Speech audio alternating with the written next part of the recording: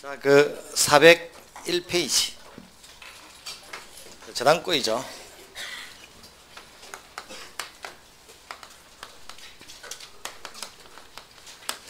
자, 이제 비교해 보죠. 자, 이 저당권에서의 이 1억은 자, 1번 저당 1억 이렇게 돼 있죠. 자, 그럼 이제 1번 저당 1억 이렇게 돼 있는 거하고 자, 1번 건저당 1억 이렇게 돼 있는 거하고 한번 비교해 보자는 거예요. 자, 저당권에서의 1억은 빌려갈 수 있는 한도치입니까? 현재 빌려 간돈입니까? 저당권에서는 현재 빌려 간돈이죠. 그럼 저당권이라는 권리는 뭐냐면 현재 확정된 채권을 담보하기 위해서 남의 부동산에다가 저당 잡은 거죠. 그게 이제 저당이란 말이에요. 그런데 건저당권은 한도액을 딱 정해놓고 중간에 돈이 들고 나고 하더라도 마지막에 한 번 결제하는 거죠. 그럼 이제 이 건저당에서의 1억은 갚을 돈이 아니고 갚을 돈이 얼마가 될지는 3년을 정했으면 3년 뒤에 나타나는 것이고 저 1억은 빌려갈 수 있는 한도치를 정한 거죠. 그럼 건저당은 요게 한도치라면 건저당은 현재 확정된 채권을 담보하는 게 아니고 장래에 지금은 모르겠고 장래에 3년 뒤에는 확정되겠죠. 그럼 장래에 확정되는 채권의 담보를 위해서 지금 남의 부동산에 담보 잡는 거죠. 그럼 건저당하고 저당의 가장 기본 개념은 현재냐 장래냐 그 차이예요. 그럼 이 건저당은 마이너스 통장 생각하면 쉽다고 했죠. 그래서 마이너스 통장을 생각하면 건저당이 머릿속에서 딱 떠올라야 된단 말이에요. 마이너스 통장하고 똑같으니까 다만 부동산이 담보가 되느냐 신용이 담보가 되느냐 그 차이밖에 없다는 거예요. 지금 그럼 이런 저당권이나 건저당권이 되기 위해서는 성립해야 되죠. 그럼 물건 하나가 성립하기 위해서는 당연히 합의와 등기가 있어야 되죠. 저당이든 건저당이든 합의와 등기가 있어야 되니까 우리는 이런 저당이나 건저당을 약정담보물건이라고 한단 말이에요. 근데 유치권은 지난주에 배울 때 유치권은 합의하고 노는 게 아니죠. 그래서 법정담보물건. 저당이나 건저당은 약정담보물건. 약속해야 나온단 말이에요. 자, 그 다음 합의하고 등기가 있어야 된다고 했죠. 그럼 이제 갑이라는 채무자가 있고 을이라는 채권자가 있을 거란 말이에요. 그럼 이 주택을 담보로 저당을 잡으면 을이라는 자는 저당권자가 되겠죠. 그럼 자, 기본적으로 채권자와 저당권자는 원칙이 분리될 수 있다 없다. 자, 예컨대 을이 갑한테 1억 받을 권리가 있죠. 이걸 남한테 팔아먹을 수 있다 없다. 이 채권을 매매할 수 있다 없다. 그럼 채권을 매매를 하든 채권을 양도를 하든 넘길 수 있죠. 그럼 나중에 돈 갚을 날짜에 돈 달라고 하는 자는 이제 을입니까? 병입니까? 병이 샀으니까. 을이 갑한테 돈 받을 권리를 병이 샀으니까 이제 병이 돈 달라고 하겠죠. 그럼 갑이 돈을 안 갚으면 그 주택을 경매가는 자는 이제 을이다 병이다. 병이 가야 되겠죠. 병이 돈을 못 받았으니. 그럼 채권이 이전하면 저당권도 함께 이전한다 안 한다. 그럼 채권이 이전하면 저당권도 함께 이전한다. 이걸 우리는 수반성이다 이렇게 불렀단 말이에요. 자, 그럼 이 이전할 때는 채권이 이전하는 방법은 매매가 되든 양도가 되든 되죠. 요 매매는 계약이죠. 양도는 주물권행위죠. 어쨌든 이거 법률행위다 아니다. 법률행위 맞죠? 그럼 법률행위에 의해서 저당권이라는 물건이 을에게서 병으로 이전하는 것도 변동입니까? 저당권이라는 물건이 사람 바꾸면 변동이죠. 그럼 법률행위한 물건 변동은 등기해야 된다. 등기합시다. 예? 법률행위. 자, 의사표시한 물건 변동은 등기해야 된다. 안 해야 된다. 그럼 채권의 이전으로 저당권이 이전할 때는 등기해야 이전한다는 거. 등기해야 됩니다. 그런데 이 등기는 주등기일까요? 부기등기일까요? 부기등기. 왜? 기존의 순서 날짜를 잡아야 되니까. 뒤늦게 지금 4월 1일 날 등기해 놨는데 이 날짜로 보호받아야지 뒤늦게 10월달로 하면 주등기를 하면 10월 1일이 되죠. 부기등기 하면 원래의 날짜를 잡죠. 그래서 부기등기. 공시법 배웠죠? 이제 그럼 이렇게 된다는 거예요. 그런데 갑이 돈 갚을 수 있다 없다? 갑이 돈을 갚으면 피담보 채권이 소멸하면 저당권도 소멸하나요? 자, 이 돈을 갚는 것은 의사표시다 아니다? 이건 의사표시가 아니죠? 아니라고 했죠. 돈 갚을 때 입 가지고 간다, 돈 가지고 간다? 입 가지고 가서는 안 된다고 그렇게 이야기했죠. 자, 이게 의사표시가 아니라면 저당권이라는 물건이 소멸하는 것도 변동이죠. 그럼 의사표시에 의하지 않는 변동은 등기해야 된다, 등기 없이다. 그럼 이 부종성, 피담보 채권이 소멸하면 저당권도 소멸한다는 부종성은 피담보 채권이 변제되면 저당권은 말소 등기 없이도 소멸한다 됩니까? 근데 이전할 때는 등기해야 이전하지 등기 없이 이전하지 않죠? 이 차이 있죠. 가장 고급의 이쪽이죠. 자, 기본적으로 채권자와 저당권자는 분리돼서 안 되죠. 채권이 넘어가면 저당권도 함께 따라가잖아요. 그럼 같은 사람이 가지죠. 예외적으로 분리될 수 있다는데 예외적으로 분리될 수 있다고 마시면 돼요. 자, 그런데 채무자하고 저당권 설정자는 달라질 수 있다 없다? 갑이 돈 빌렸죠. 내놓을 집이 없으면 아버지가, 형부가 또는 동생이 또는 친구가 집 내놓을 수 있다 없다? 그럼 돈을 빌려 쓰는 자와 주택을 내놓는 자는 항상 달라질 수 있는 거죠. 같을 수도 있고 달라질 수도 있고. 그럼 만약에 달라졌다면 돈은 갑이 빌려 썼는데 병이 집을 내놨죠. 그럼 이자는 물건으로 보증 쓴 겁니까? 그래서 물상 보증인 이렇게 본다. 물건으로 보증 쓴 거잖아요. 그럼 이 물상 보증인은 채무를 지고 있다 안 지고 있다? 채무는 갑이 지고 있지. 갑이 돈을 빌렸으니까. 그런데 채무는 없는데 만약에 갑이 돈을 안 갚으면 병의 집이 경매 가서 팔리게 생겼죠. 그럼 책임은 지나요? 채무 없는 책임을 진다. 책임은 지는데 채무는 안 져. 채무하고 책임이라는 글자는 다른 글자입니다. 비슷하게 써도. 자, 그럼 돈 갚을 날짜에 을이 갑한테 돈 달라고 했다가 돈을 못 받으면 병을 상대로 갑이 돈을 안 갚으면 물상보증인을 상대로 채무이행의 최고를 하고 돈 갚아라 이야기하고 그리고 말을 안 들으면 물상보증인 소유의 부동산을 경매 신청할 수 있다.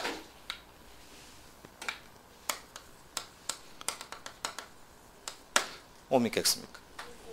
자, 채권자가 변제기에 변제를 받지 못하면 채무자를 상대로 돈을 받아내지를 못하면 물상보증인을 상대로 돈 갚으라고 하고 돈을 갚지 않으면 물상보증인 소유의 부동산을 경매 신청할 수 있다. O 대 X다. X. 어디가 X입니까?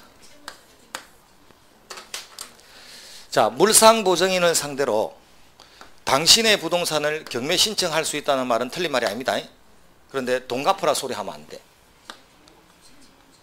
돈은 갑한테 갚으라고 해야지. 병은 돈 한 푼 써본 적이 없어 지금. 자, 병한테 당신의 부동산을 경매하러 간다고 말하면 돼요. 그러나 병한테 돈 달라는 소리 하면 안 돼요. 병은 처음부터 채무가 없어. 그래서 이게 틀린 거라고. 이거는 맞아. 이 말을 하면 안 돼. 이 말을. 그래서 물상보증인 상대로 변제를 요구하면 안 됩니다. 처음부터 병은 채무를 안 지고 있어요. 채무는 갑이 지고 있지. 채권 채무는 부모 자식 간에도 별개입니다. 자식의 빚을 아버지가 대신 갚을 법적인 의무가 있다 없다? 전혀 없어요. 자식의 빚은 자식이 갚지 아버지가 대신 갚아야 될 의무가 없습니다. 다만 미성년자일 때는 이야기가 달라. 미성년자일 때는 부모는 그 미성년자가 성년이 될 때까지는 법정 대리인이죠. 그럼 감독할 의무가 있단 말이에요. 감독할 의무가 있으니까 사고 터지면 감독 의무 불이행을 이유로 책임을 지는 거라고. 그러나 성년이 된 아들이 아무리 사고를 쳐도 부모가 대신 돈 갚을 이유가 없어요. 갚아주는 것은 자식이 혹시 감옥에 들어갈까 봐 갚아주는 거지 법적인 의무는 없단 말이에요. 그래서 옛날에 TV에 1,500만짜리 전셋집에 사는데 아버지하고 아들 둘이, 이 아들이 17살짜리 고등학생이더란 말이에요. 그런데 중국 교포한테 꼬여가지고 그 국제전화가 2천만 원이 나왔어. 전화비가. 그 이제 아버지가 갚아야 되느냐? 갚아야 돼. 왜? 아들이 미성년자죠. 미성년자니까 책임을 진 겁니다. 미성년자가 아니라면 책임질 이유가 전혀 없다는 거예요. 그래서 부모 자식 간에도 빚은 별개니까 반드시 채무는 채무자한테 요구하는 거지 채무자 아닌 다른 사람한테 요구할 수는 없다라는 거예요. 그래서 이제 갓 20살이 돼서 대학 가가지고 돈 쓸 때가 많다 보니까 뭐 화장품 사 쓰기도 하고 또 남자 같으면 이것저것 쓰다 보면은 카드를 쓸 수 있죠. 한참 옛날에 카드 잘 내줬으니까. 그 카드 빚을 못 메꾸니까 또 카드를 냈죠. 그래서 카드 6개 가지고 돌려막기 할 수 있다. 돌려막기 했죠. 그래 돌려막기 하다 보면 실제 쓴 돈은 500밖에 안 되는데 실제 이자로 벌써 원금 다 갚았고 돌려막다 보면 갚아야 될 빚만 3천이 된 거예요. 쓴 돈은 500도 안 되는데 한 2, 3년 돌려막기 하면 저렇게 돼요. 자, 저렇게 돌려막기 하다가 이제 터질 수밖에 없죠. 터질 때쯤 되면 집에 안 들어오죠. 그럼 카드 회사에서 그 갑의 아버지한테 전화 온다 안 온다? 오죠. 그래서 당신 아들 신용불량자로 되게 생겼다. 앞길이 막힌다. 또 형사처벌 받을지도 모른다. 카드법에 의해서. 그러니까 와서 대신 갚겠다는 각서에 사인하면 연체이자가 25%라도 15%만 받을게. 그 3천만 원을 15%로 해서 2년 안에 회수하자. 이런 식으로 사인하라고 하죠. 가서 사인하죠. 사인하는 순간에 아들의 채무가 아니고 자기 채무입니다. 대신 갚겠다는 각서에 사인했잖아요. 채무인수가 딱 돼버리면 자기 채무죠. 이제 부모가 갚아야 돼. 카드 회사는 갑의 채무를 갑의 부모한테 받을 수 있으면 전화 안 와. 바로 집에 압류 들어오지. 집에 바로 압류 들어오고 소송을 하지 왜 전화를 해. 대신 갚겠다는 각서에 사인해야만 부모 채무가 되기 때문에 사인을 요구하는 거랍니다. 사인해주면 안 돼. 부모 채권 채무 별개입니다. 그 다음 자식은 형사적으로 잡혀간다 안 잡혀간다? 안 잡혀가요. 왜? 돌려막기 했죠. 돌려막기 했다는 것은 처음부터 떼먹을 의도는 없었다. 갚다가 못 갚았다는 걸 실정하는 거죠. 그럼 사기가 안 돼. 카드에서 형사가 안 돼. 민사입니다. 신용불량자가 되는 건 맞아요. 그런데 신용불량자가 돼도 나이 20에 신용불량자 됐죠. 어차피 대학 졸업하고 군대 갔다 오려면 7년 이상 되죠. 어차피 신용불량자 되고 7년 지나면 없어져. 7년 지나면 없어지죠. 7년 동안은 신용불량자 되는 게 나아. 집안을 위해서. 그래서 내는 게 나아. 그래서 카드 회사에서 전화 와가지고 당신 아들이 만약 이렇게 이야기하면 좀 좋은 말로 이야기하자. 녹음되고 있다 지금. 녹음하고 있으니까 좋은 소리로 이야기하자. 이렇게 이야기하고 카드 회사 직원한테 전화 거는 시간대는 몇 시부터 몇 시까지만 해라고 하고 당신 아들 집어 10개 생겼다니까 집어 열어 하고 찾아나 주라. 집에도 안 들어온다 지금. 자, 그럼 아니요 부모가 돼가지고 어떻게 자식을 집어라고 할 수 있나. 말 조심해라니까. 녹음되고 있다니까. 이제 이렇게 하고 그럼 카드 회사가 답답하죠. 그럼 나중에 이걸 부실 채권이 돼서 회수가 안 될 거 아니에요. 아들은 재산이 없으니까. 그럼 이 3천만 원짜리도 300에도 못 넘겨. 부실 채권 넘어갈 때는 3천만 원짜리가 100만 원에 막 넘어갑니다. 100만 원에 넘기는 게 나을까요? 아버지하고 협상해서 500이라도 받는 게 나을까요? 그러니까 아들을 신용불량자를 만들겠다가 아니고 협상에서는 주도권을 쥐어야 돼. 누구하고 협상을 하든 항상 협상에는 주도권을 쥐어야 돼. 그런 협상을 제일 잘하는 게 북한이잖아요. 일단 미사일 쏴놓고 시작하잖아요. 그 독가스, 그 VX 그 화학가스죠. 봐봐라, 우리가 이런 거 갖고 있다고 일단 하나 죽여놓고 시작한단 말이에요. 일단. 그래서 겁이 나는 거라. 그 옛날에 드록 봤죠. 이거 하나 만약에 터지면요, 캘리포니아 날아가 진짜로. 그 신경가스라서. 북한이 그만큼 겁나는 겁니다. 협상을 잘하는 게라 원래. 그 협상은 그렇게 하는 거라. 그럼 나중에 이제 협상하겠지. 지가 답답하면 협상하겠지. 가서 도장 찍으면 안 돼요. 이렇게. 우리 막내가 그 카드를 쓴 건 아니고 카드는 내가 썼고 주로. 우리 막내가 이제 저 군에 가서 운전병으로 갔는데 들어가서 한 8개월인가 있으니까 저 차 사고 났다고 수리비 붙이라고 전화가 온 거예요. 시험 쳐놓고 이제 여름에 집에서 있는데 어머니가 100만 원 붙이래. 그래서 뭔데 하니까 조금 전에 전화 왔는데 차 군에서 사고 났다는 거예요. 그 집차. 그래서 왜 안 가냐 하길래 기다려봐라 전화 한 번 더 받자 해서 조금 있으니까 또 전화가 와 붙였는지. 그 내가 누가 일병한테 집차를 태우냐. 같이 선탑자가 탔을 거 아니냐 당연히. 그 선임하사 바꿔봐라. 하사가 탔을 거 아니냐. 하사는 지구권이죠. 그 선탑자 바꿔라 해서 그래서 바꾸길래 아니 그 영수증 그 팩스로 보낼 수 있냐 하니까 왜요 하길래 수리비 얼마 나왔냐라는 100만 원 나왔습니다. 그럼 100만 원 나왔으면 5대5인데 왜 우리 동생한테 다 100만 원을 요구하냐. 그게 관행입니다. 관행? 난 모른다. 그건 못 낸다 이렇게 하니까 그럼 아들이 저 동생 영창 갈지도 모릅니다 하길래 보내라 영창. 영창 보내. 그러니까 깝깝할 거 아니에요. 그걸 끊고 나서 한 20분 있다 다시 왔어.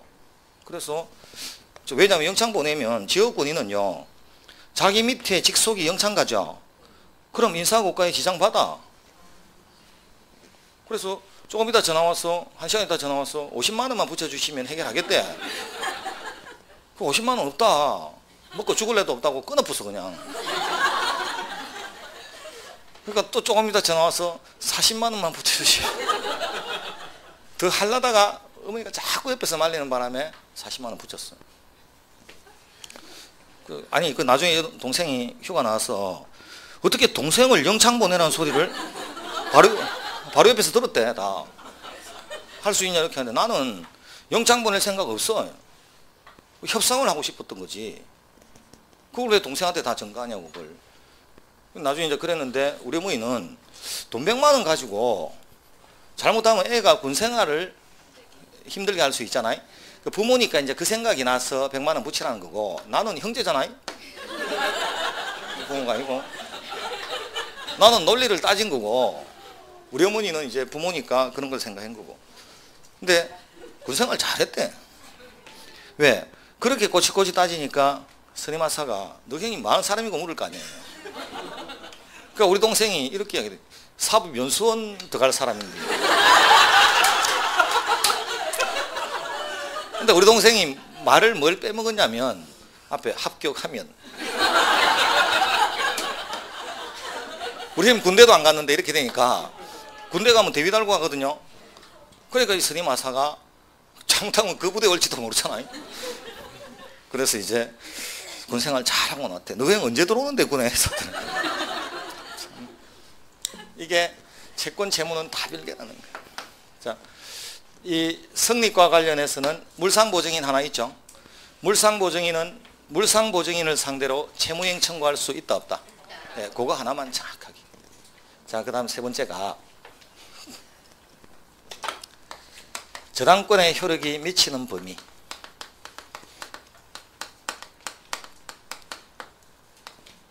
자, 저당권은 뭐 하자는 힘입니까? 본질적으로 돈을 안 갚으면 경매에서 자기 돈을 찾아가는 거죠. 자기 돈을 자기 순서에 맞게 찾아가죠. 그게 우선 변제권이란 말이에요. 그럼 저당권의 효력이 미치는 범위를 정확하게 이해하자면 우선 변제권의 효력이 미치는 범위.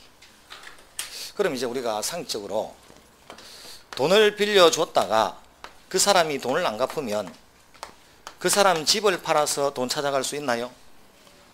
그럼 나는 90년에 저당 잡았을 때의 집 상태와 93년에 돈을 못 갚아서 경매하러 갈 때의 집 상태가 달라질 수 있다 없다. 베란다가 확장돼 있다. 옆에 창고가 붙었다. 횟집이었는데 횟감 보관용 수족관이 하나 옆에 붙어 있다. 그럼 저당권 설정할 당시하고 설정된 후에 주택에 뭔가 하나 붙어 있을 수도 있죠. 그럼 내가 경매하러 갈 때는 90년에 저당권 설정할 당시에 그 모습대로만 경매하러 가는 건지 붙으면 붙은 채로 함께 갖고 갈 수 있는 건지 한번 따져봐야 되겠죠. 자, 그게 이제 저당권의 효력이 미치는 범위 중에 첫 번째, 목적물의 효력이 미치는 범위. 내 돈 받으려면 팔아야 된다, 안 팔아야 된다. 팔려면 그 집을 경매하러 들어가야 되죠. 그럼 어디까지 내가 물건을 경매하러 갖고 갈 수 있는지 한번 따져봐야 될 거 아니에요. 붙으면 붙은 채로 가는지 다 따져보는 거. 자, 그 다음 그렇게 해서 팔고 나면 돈 찾아야 되겠죠. 그럼 내가 돈을 어디까지 찾아갈 수 있나. 예컨대 갑한테는 3억을 받을 게 있어도 1억을 빌려줬지만 뒤에 있는 후순위보다 내가 먼저 찾아갈 수 있는 돈이 3억 다 찾아갈 수 있느냐, 갑한테는 3억 받을 거 있어도 이 순위보다는 1억 5천만 먼저 찾아가느냐. 그게 우선 변제권의 효력이 미치는 범위. 그럼 결국 그 사람이 돈을 안 갚으면 나는 경매하러 가야 되고, 경매에서 내 돈 찾아가야 되죠. 그게 저당권의 효력이 미치는 범위. 그럼 이제 목적물의 효력이 미치는 범위에서 혹시 이렇게 돼 있었다면, 자, 그 저당 90년에 저당 잡았을 때 이 목조 건물에는 약했단 말이에요, 집안이.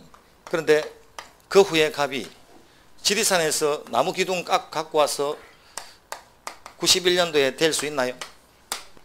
이 나무는 독립된 동사이죠. 그런데 91년도에 이게 딱 갖다 붙으면 주택과 독립성을 가집니까? 집의 일부가 됐습니까? 그럼 부합한 것, 안 한 것? 그럼 독립성을 상실한 게 부합한 거죠. 그럼 저당권 설정할 당시에는 이 나무가 없었잖아요. 지금 경매하러 가려고 하니까 이 나무가 붙어 있었죠. 집에. 나무 붙인 채로 간다, 떼고 간다. 저 기둥 4개 떼면 어찌 되는가 한번 봐봐. 기둥 4개 떼면 집을 경매하러 가는 게 아니고 자재팔로 가는 거라 이제. 내가 앉았을 테니까. 그럼 부합물은 저당권 설정 전에 있었던 부합물이든 그 후에 붙었던 부합물이든 가리지 아니하고 저당권의 효력이 미쳐야 됩니까? 예, 끝. 시험 어디 넣을까요? 글자 고친다면. 설정 전에 있던 것은 의문이 없죠. 계약할 당시부터 있었으니까. 그럼 설정할 때는 없었는데 나중에 붙은 것도 되나? 이게 문제지. 그럼 시험은 이거죠. 설정 후에 붙은 것도 되는지 안 되는지. 된다죠? 끝. 자, 두 번째. 종물. 종물하고 세트가 주물이겠죠. 자, 주물, 종물은 엄밀하게 말하면 우리 시험 범위가 아니에요. 다만 알아둘 것은 배하고 노. 배하고 노는 주물, 종물. 자, 자물쇠와 열쇠, 주물, 종물.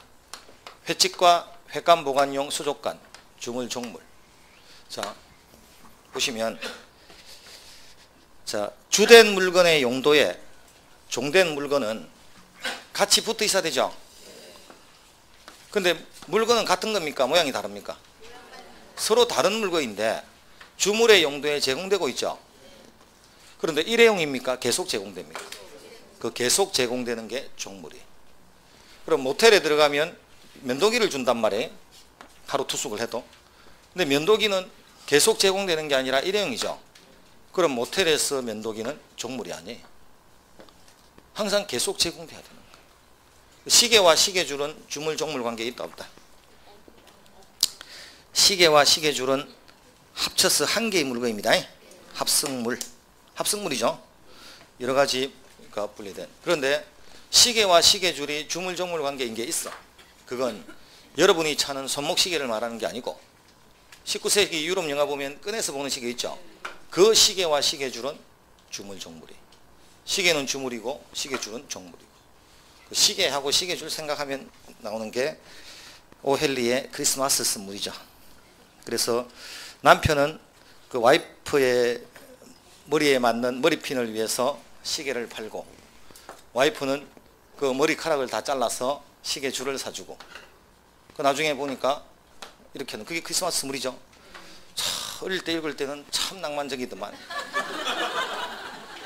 실제 삶을 보니까 그 참 각박하죠.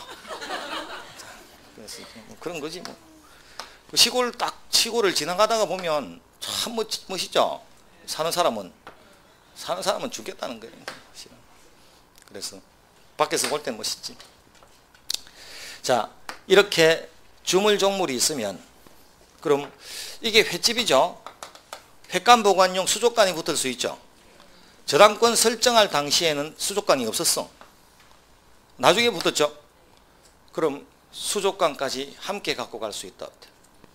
그럼 부합물 종물은 둘 다 저당권 설정 전후를 불문하고 저당권의 효력이 미칩니까? 이게 다예요. 이만큼만 하면 돼. 깊게 할 필요가 없어. 자, 그 다음 과실에는 저당권의 효력이 미친다, 안 미친다. 자, 이건 상식. 우리가 은행에 돈 빌리고 집을 담보로 저당을 잡았을 때 그 집에 거주하는 자는 갑이다, 은행이다. 그럼 갑이 자기가 거주할 수도 있고 세를 줄 수도 있죠. 그럼 월세는 갑이 받아갑니까? 을이 받아갑니까? 갑이 받아가죠. 그럼 주택을 빌려주고 받는 사용료도 과실이잖아요. 그럼 은행 저당권자는 과실 수취권이 있다, 없다? 그럼 과실에는 당연히 저당권의 효력이 미친다, 안 미친다? 안 미치는 거지. 단 나중에 갑이 돈을 안 갚으면, 돈을 갚지를 않으면 이 경매하러 가야 되죠. 경매하기에 앞서서 보통은 집을 압류를 한단 말이에요. 압류를 해야 그 뒤에 세입자 들어오는 걸 자꾸 막지. 골치 아프니까 압류를 해놓는단 말이에요. 그럼 원래는 과실에는 저당권의 효력이 미치지 않는데 예외적으로 그 저당 부동산을 압류한 후에는 미친다는 거예요. 그럼 기존에 세입자가 있을 수 있죠. 그럼 월세는 갑이 받아간다, 을이 받아간다. 그런데 갑이 돈을 안 갚아서 경매를 하면서 압류했죠. 압류한 후에는 월세를 을이 받아간단 말이에요. 그럼 시험 어디 나올까요? 글자 고칠 때. 그러니까 압류한 후인지 전인지 여기밖에 없죠. 이렇게밖에 없으니까 시험에 어렵지 않단 말이에요. 여기도 설정 전후, 후가 중요하고 시험 놓으면 여기도 압류한 후죠. 그래서 크게 어렵지 않다. 정작 어려운 건 어렵게 놓으면 여러분 죽습니다. 그냥 이렇게 놓으니까. 자, 과실에는 한 번, 천연 과실이든 두 번, 법정 과실이든 세 번. 지금 과실 몇 번 들어왔나요? 과실이 한 문장 읽는데 세 번이 들어왔죠. 그럼 내 머리에는 과실밖에 없어. 지금 내 머리에는 과실밖에 생각이 안 나죠. 과실에는 천연 과실이든 법정 과실이든 저당권의 효력이 미치지 않는 것이 원칙이지만 그 저당 과실을 압류한 후에는 미칩니다. O다 X다. 지우지도 않았는데 O라고 하는. 과실이 아니고 부동산. 집을 압류해야 되지 월세를 압류하는 게 아니란 말이에요. 저당 부동산을 압류한 후에 미치는 겁니다. 저당 과실을 압류하는 게 아니고. 근데 방금 아까 과실 세 번 들어왔죠? 네 번째 들어오죠? 절대로 틀렸다고 생각하네. 머릿속에 과실밖에 없는데 뭐.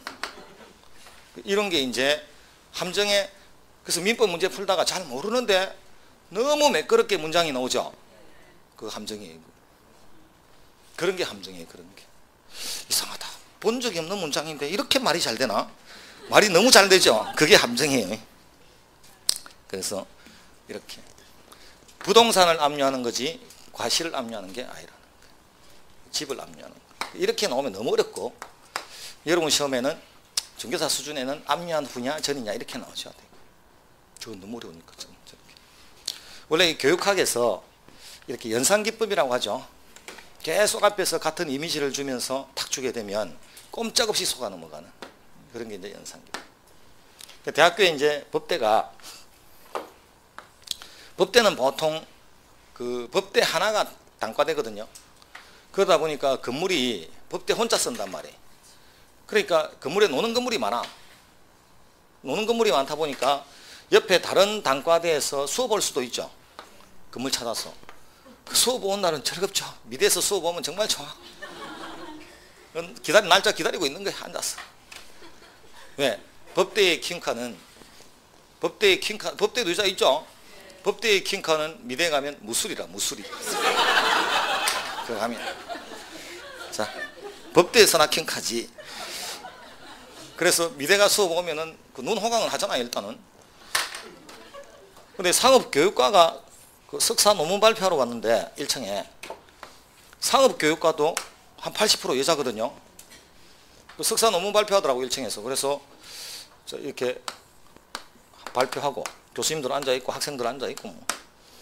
뒤에서 우리는 이제 아침에 공부하고 밥 먹고 이제 올라왔죠. 이제 고시 공부하니까 딱 올라오는데 전부 고시 공부하는 폼이 어떠냐면 샌달에 추리닝 입고 있거든요. 샌달에 추리닝 걸치고 손에 100원짜리 종이컵 들고 있다고. 커피 먹고 난 그 컵 안 버려. 예, 족구해야 되거든. 컵으로 족구하거든요. 그래. 그래서 이제 안 버리고 쫙 올라오는데 뭐 웅성거리길래 저 뭐냐? 한번 들어가보자 해서 들어갔단 말이로. 그러니까 갑자기 앞에서 이 발표하던 아가씨가 갑자기 그 머리 길지 웬 추리닝 입고 쑥 들어오니까 사람들이 얼어버린 거예요. 발표하다가. 그래서 갑자기 떠듬거리기 시작해. 그래서 이제 읽어 내려가는데 교육이라 하면 이렇게 읽어야 돼. 근데 이 아가씨가 얼마나 얼었는가? 진주 아가씨거든. 그래서 갑자기 교육이라 하면 하고 읽어야 될 걸 교육이라 쿠면 이렇게 이 진주 사투리거든 이게. 교육이라 쿠면 이렇게 읽었는 거예요. 난리 난 거죠. 사람들 웃고. 우리 뒤에서 낄낄거리고 웃으니까 그 교수님들이 뒤를 돌아보면서 너 뭐냐? 다른 학과 지금 석사학위 논문 발표하는데 너 뭐하는 사람이냐면서 막 나가라고 할 거 아니에요. 나가서 나가라고 해야 하니까 나가면서 창문 있잖아요. 그거다 대고 쿠먼 계속 이렇게 쓰고 있었지 이렇게. 그 앞에는 떨어섰고 교수님 난리 나고 그 학장님 얼마나 성질 났는가 나와가지고 정식으로 법대학장한테 전화해가지고 징계 처분하겠다. 이렇게 우리가 하세요.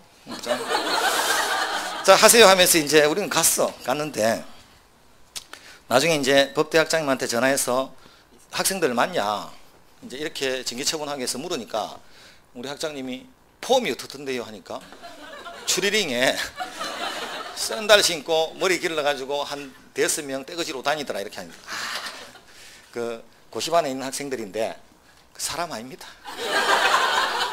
그냥 사람 아니니까 참으세요 이렇게. 그 정도면 오늘 엄청 얌전한 겁니다. 원래 고시 공부는 그래요. 합격하고 안 하고의 문제였지 공부할 때는 모습이 똑같아. 그 합격하고 안 하고 그래서 그 모습이 나중에 똑같아. 합격해도. 그러니까 제주지검장 봤죠? 어떻게 그런 분이 저렇게 하나 싶죠? 우리는 이해돼. 이해가 돼. 자 이제 여기까지 한번 보러 갑니다. 401페이지. 저당권의 법적 성질. 저당권 제도의 의미 있죠. 뭐 여기는 그렇게 중요하진 않고 그냥 저당권이 뭔지는 봤죠. 자 뒤에 402페이지부터 부종성, 수반성, 불가분성, 물상비위성 있죠. 여기는 담보물건의 가장 기초거든요. 이 기초 중에 가장 어려운 부분은 아까 해줬단 말이야. 자, 수반성은 등기해야 이전하죠. 부종성은 말소 등기 없이 소멸하죠. 그거 제일 어려운 걸 해줬고 요 불가분성, 물상비위성까지 요 기초는 11월, 12월에 담보물건의 특성 강의해 준 적이 있거든요. 1시간. 그거 가서 보세요. 자, 404페이지. 자, 여기는 용어가 저당권 성립할 때는 합의하고 등기가 있어야 됩니까? 합의를 하려면 사람이 있어야 됩니까? 그럼 저당권 설정 계약에 당사자가 있겠죠? 그 부수성에 의한 제한이란 말이죠. 그렇게 어려운 말은 지우세요. 그 쓸데없이 어려운 말은 지우시고. 자, 저당권 설정자는 채무자 아닌 제3자도 될 수 있다 없다. 그게 물상보증이었죠. 자, 핵심은 저기 그 책에 없으니까 물상보증인 상대로 채무이행에 청구할 수 있다 없다. 예, 그거 적어야 돼. 그거 적혀 있어야 될 게 안 적혀 있단 말이에요. 지금 강의 노트에 있어 나중에. 물상보증인을 상대로 채무이행 청구할 수 없죠. 그런 말이 적혀 있어야 되는데 안 적혀 있단 말이에요. 기본세에는 항상 알아둘 것. 강의 노트에는 그대로 앉아 있고. 그 다음에 그 예외 해놨는데 뭐 예외가 아니고 채권자하고 저당권자는 원래는 같죠. 다만 예외적으로 달라질 수도 있다고 했죠. 그렇게 말아놓으면 돼. 이 원칙과 예외는 뭐가 안 맞아. 그래서 다 지우시고 그냥 당사자 요 파트에서는 채무자와 저당권 설정자는 달라질 수 있고 다른 자를 우리는 물상보증이라고 하고 물상보증인은 채무 없이 책임만 지니까 그 자를 상대로 돈 갚으라고 할 수 없죠. 자, 저당권자와 채권자는 기본적으로 같죠. 다만 달라질 수도 있다고 했죠. 그렇게 마시면 돼요. 복잡하게 하지 마시고. 자, 그 다음에 이제 3번에 등기는 당연히 해야 되고 합의가 있었으면 3번 돈 받기 위해서 담보 잡는 거 맞나요? 그럼 그 담보는 원래는 돈 받기 위한 거니까 금전채권이겠죠. 근데 반드시 금전채권일 필요가 없다. 자, 예컨대 화가한테 어머니 초상화 그려달라고 부탁을 한번 하니까 돈만 딱 받아먹고는 어머니 얼굴 한번 딱 쳐다보고서는 필링이 안 온대. 그리고 돈만 떼먹고 안 그려주는 거죠. 그리고 그 다음에 다시 한 번 더 돈을 주면서 이 재벌이 이번에 돈을 먼저 줄 테니까 그려주라. 대신에 이번에 그림 안 그려주면 절에다가 저당권 설치하고 저당권 해놓고는 절 팔겠대. 돈만 받아먹고 또 안 그리죠. 그 재벌이 성질나서 진짜로 절을 경매 붙였거든요. 조계종에서 와서 난리 난 거예요. 그래서 경매 취하했어. 자, 이게 중광스님입니다. 그 근래 스님 있죠? 그 왜 저 달마돈가 이렇게 좀 잘 그렸다는 분. 근데 그분 그림 한 개 갖고 있어요. 그 옛날에 누구한테 선물 받아서 갖고 있는데 그래서 나는 나중에 혹시 돈 될라나 싶어서 갖고 있는데 알고 보니까 엄청 그려주더라고. 그렇게 그려주면 피카소 그림도 돈 안 돼. 그래서 버릴까 생각하고 있다가 혹시나 뭐. 자, 그럼 저당권을 해놓은 이유가 돈입니까? 그림입니까? 아니, 그림 한 점 그려달라고 부탁받을 수 있는 권리, 그 권리를 보장받기 위해서 저당 잡은 거지 돈 때문에 저당 잡은 게 아니죠. 그럼 저당권은 반드시 금전채권을 목적으로 할 필요는 없다라는 거. 자, 그게 그 말이는 거예요. 자, 그거 정도만 알아두시면 됩니다. 자, 뒤로 넘어갑니다. 채권의 일부나 수개의 채권 있죠. 여기는 시험 칠 때 딱 한 번만 보면 돼요. 지금은 안 봐도 좋고. 자, 그 다음에 장래의 채권도 마찬가지. 가능하다만 알면 돼요. 장래의 특정한 채권을 위한 저당권 설정도 가능하다. 하나만 아시면 되고. 그렇게 잘 나오는 게 아니고. 자, 407페이지에 저당권의 효력이 미치는 범위, 아까 목적물에 효력이 미치는 범위 했죠. 2번 최고 밑에 저당권의 효력은 저당부동산에 부합된 물건과 종물에 미친다. 그러나 법률의 특별한 규정 또는 설정행위에 다른 약정이 있으면 그러하지 아니하다. 있습니까? 그럼 뒤로 넘기면 그 한 장에 걸쳐서 있지만 봐야 될 내용은 딱 3줄밖에 없습니다. 제대로 봐야 될 것은, 자, 최고 위에 저당권의 효력은 저당부동산에 부합된 물건에 대해서도 미친다. 이때 부합의 시기는 저당권 설정 전후를 묻지 않는다. 종물도 마찬가지라고 했죠.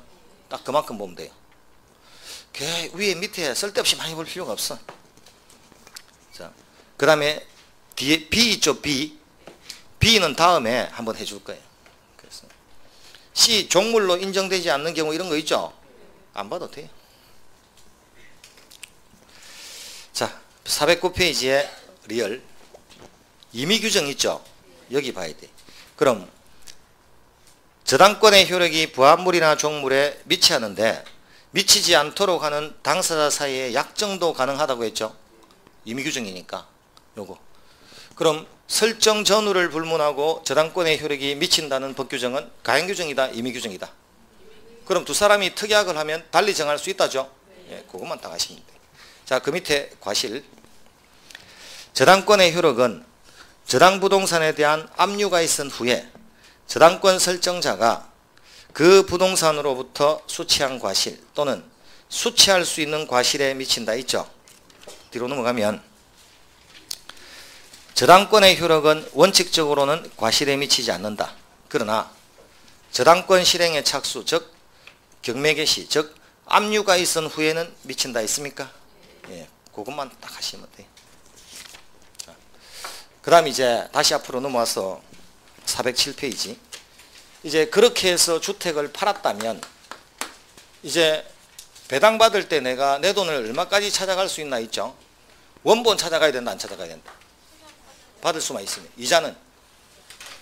이자도 받습니까? 자, 이자는 무제한으로 받아냅니까? 아니면 1년분만 받아냅니까? 무제한. 그거. 시험 나오면 무지무지 잘 틀린 데가 바로 여기. 자, 그 이번에 이자 채권 있죠? 407페이지. 이자 채권은 지연배상과는 달리 기간에 제한 없이, 즉 무제한으로 담보된다. 있습니까? 제한 없이가 무제한이죠. 3.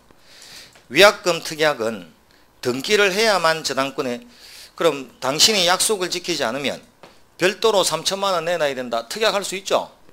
다만 특약은 저끼리 약속이니까 등기를 해야만 받을 수 있다는 것. 4번. 채무자가 돈을 갚았더라면 경매를 할 이유가 있나요? 돈을 갚았으면. 돈을 갚으면 경매로 갈 이유가 없죠. 돈 안 갚으니까 경매로 가는 거죠. 그럼 경매로 들어가는데 감정평가 비용 들고 경매 신청 등록세는 그건 당연히 공제받아야 된다, 안 받아야 된다? 그러니까 당연히. 왜? 처음에 돈을 갚았더라면 들어가지 않을 비용이죠. 그래서 4. 저당권 실행에는 부동산 감정 비용, 경매 신청 등록세 등의 비용이 드는데 당연히 이것도 담보되겠죠. 자, 우선 이제 1번.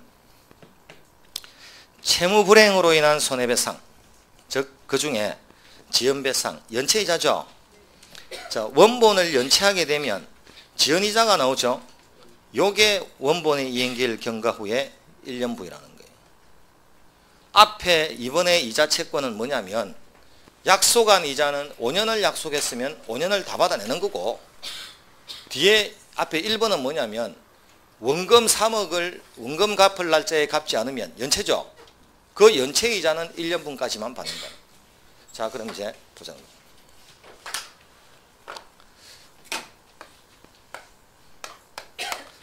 자, 90년에서 93년까지 1억을 빌려 주고 저당을 잡았는데 갑하고 약속을 하기를, 자, 연리 약정이자는 10%를 받기로 했고, 자, 93년에 돈을 안 갚으면 지연이자 연체는 50% 받기로 했단 말이에요.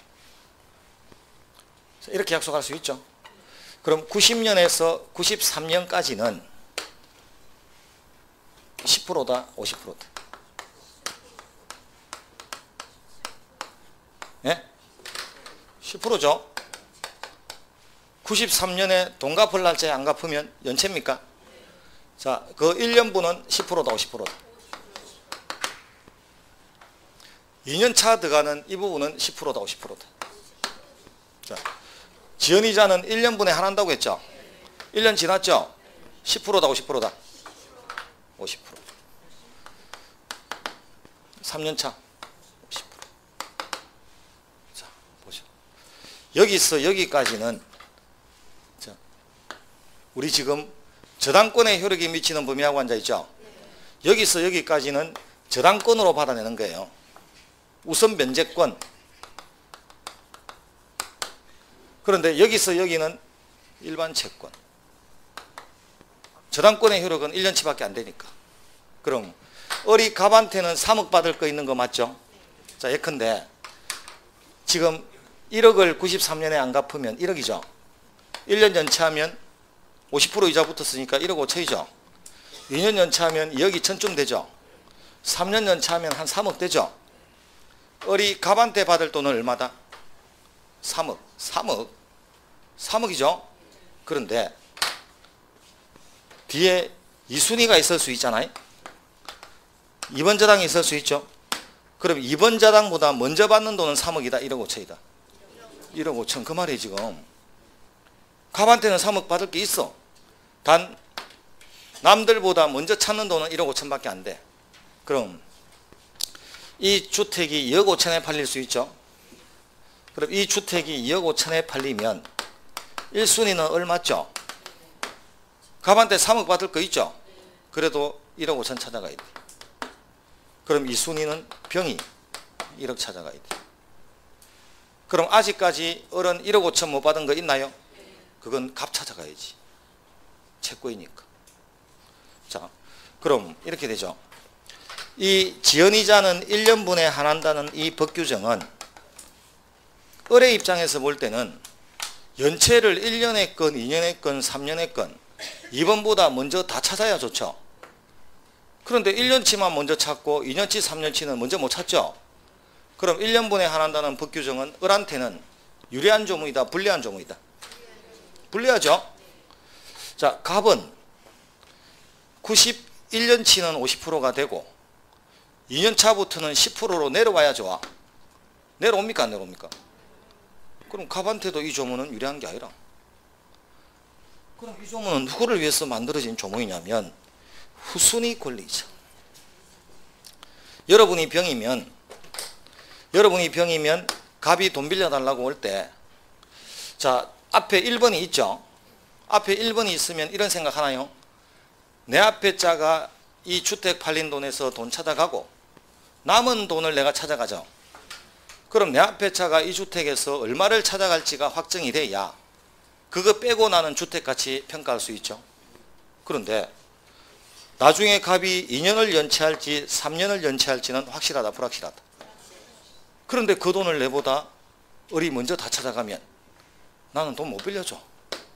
그런데 을이 갑한테 얼마 받을 거 있든지 관계없이 내보다는 1년치만 먼저 찾아간다. 그래서 끽 해봐야 1억 5천이다. 그게 되면 나는 돈 빌려줄 수 있나요? 그럼 후순위 권리자가 예측 가능하죠. 그래서 저 조문이 있는 거라고. 후순위 권리자를 위해서. 이해됩니까? 그렇다면 그거 보러 온 게 아니고, 그렇다면 이게 건저당이죠. 만약에 건저당이면 건저당에서의 등기부등본 1억은 빌려간 돈이다, 빌려갈 수 있는 한도치다. 빌려갈 수 있는 한도치죠. 그럼 만약에 을이 93년도에 2천만 원 못 받았어. 한도는 1억이라도 갑이 갚다가 2천만 원 못 갚았단 말이에요. 1년 연체하면 얼마입니까? 이자 50%. 3천. 2년 연체하면 4,500. 3년 연체하면 한 7천쯤 된다고 치죠. 아직 1억 미칩니까? 1억 미치죠. 이번 건저당권자 병은 내 앞에 있는 자가 얼마까지는 내보다 찾아갈 수 있다고 예측했죠. 예? 1억. 한도가 1억이었으니까 지금 을이 갑한테 얼마 받을 거 있는지는 관계없고 1억까지는 나보다 항상 먼저 찾아갈 수 있다고 계산했나요? 그럼 연체이자가 1년이 됐든 2년이 됐든 3년이 됐든 4년이 됐든 1억을 초과하지만 않으면 병이 손해본 거 있다. 그럼 지연이자 1년분에 한정된다는 이 법규정은 건저당에는 적용할 필요가 있다. 그거 하러 온 거예요. 그거 하나 이해시키려고 이렇게 돌아온 거예요. 그냥 1년분 외우세요 이렇게 하면 간단한데 이해되나요? 이해될 시간이 아닌데 지금. 잠이 올 낀데.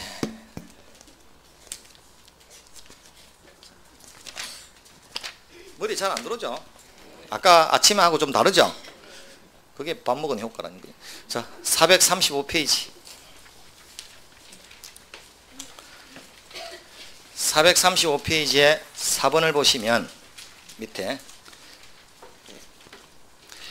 건저당의 효력이 있나요? 1. 피담보 채권의 범위. 기억.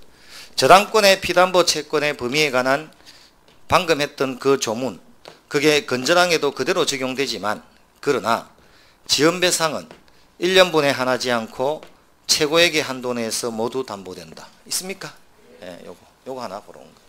자, 여기까지가 저당권의 효력이 미치는 범위. 그 다음 다시 원위치하면 이제 저당권의 효력. 일단 행거만 조금 이야기하고 쉬었다 갑니다. 자, 저당권의 효력. 저당권이 가진 힘 중에 일괄경매 했나요, 안 했나요? 전세에서 일부 전세하면서 일괄경매하고 비교해줬다, 안 비교해줬다? 했죠? 그래서 일괄경매에 관해서 공부했죠? 또 저당권과 용익권과의 관계에서 1번 저당 앞이냐 뒤냐에 따라 전세권 소멸한다, 소멸하지 않는다 했죠? 한 개만 더 하고 좀 쉬었다가. 자, 국세 지방세와의 관계. 자, 세금은 저당 목적물, 물건에 부과된 세금이 있고 저당물 소유자, 사람한테 부과된 세금이 있겠죠. 그럼 물건에 부과된 세금 많지만 종부세 하나 생각하고 사람한테 부과된 거 소득세가 대표죠. 그럼 갑이 90년에 저당을 잡았는데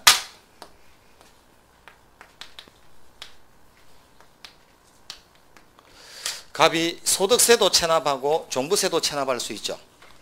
92년부터 94년치까지. 그럼 갑의 주택을 빚잔치해서 배당받아 갈 때는 사실 날짜는 누가 제일 빠릅니까? 네?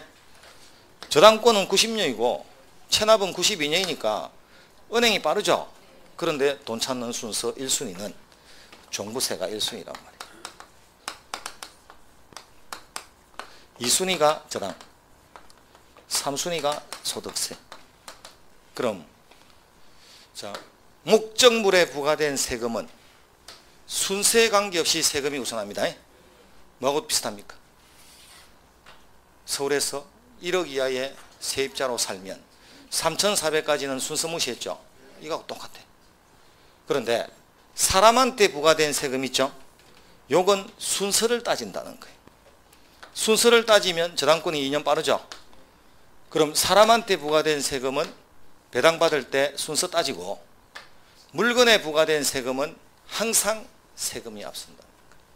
자, 국세지방세와의 관계입니다. 자, 이만큼 우선 이거하고 좀 쉬죠. 잠 좀 깨야 제대로 하겠네. 자, 414페이지에 자, 2번 저당권자의 우선적 지위 있나요? 우선 3번을 보면 조세 우선권과의 관계. 저당권은 조세 채권의 법정기일 이전에 그 설정 등기가 되어 있는 경우에만 조세 채권에 우선한다. 즉 저당권과 조세 채권과의 우열은 등기하고 법정기일 선후에 의해서 결정된다. 누가 빠른지에 따라 결정되죠. 다만 그 저당 목적물 자체에 부과된 조세와 가산금은 법정기일 전에 설정된 저당권에 대해서도 언제나 우선한다. 그럼 목적물에 부과된 세금은 순서도 관계없이 세금이 우선이라는 이야기죠. 요거. 자, 그다음. 자, 그 위에 2번 다른 담보권과의 관계는 굳이 저당권에서 공부 안 해도 같은 제한 물건 길이는 성립 순서가 빠른 자가 우선하나요? 끝. 그 위에 1. 일반 채권하고 저당권이 붙으면 시간에 관계없이 저당권이 우선합니까? 다만 주택임대차 보호법에 의해서 소액보전금이 되면 순서에 관계없이 소액보전금에서 일정액이 우선하죠. 그것까지 하시면 되고. 자, 416페이지에 가니까 유저당이란 말이 있나요? 했습니까? 안 했습니까? 유저당 허용된다고 했죠. 그래서 최고 밑에서 셋째 줄 유저당 계약의 유효성을 인정하는 것이 일반적이다 있죠. 그 한 줄만 있으면 돼. 유저당이 뭔지 아시나요? 저당권자가 소유권 취득하자고 특약하는 거라고 했죠. 그 다음에 최고 위에 416페이지 위에 용익물권 보면 저당권 이전에 설정된 용익물권은 1번 저당 앞에 있죠. 그럼 소멸하지 않죠. 1번 저당 뒤에 쓰면 소멸하죠. 소멸하는지 여부는 두째 줄 경매를 신청한 저당권자와의 저당권이 아니라 누가 경매 신청했는지 관계없이 최선순위 저당권하고 비교한다고 했죠. 최선순위 저당권이 1번이죠. 1번보다 선순위 없으니. 417페이지에 법정지상권 했나요? 했죠. 넘기면 423페이지에 일괄경매 했나요? 줄도 쳐져 있죠. 그래서 가만히 보면 앞에서 공부할 때는 뒤에 왔다 갔다 했잖아요. 근데 뒤에 공부할 때쯤 되니까 이게 왔다 갔다 했던 것들이 이제 슬슬 나오죠. 그게 보이죠? 저는 보이는데 여러분은 다 까먹었잖아요. 좀 쉬었다가 보러 갑니다.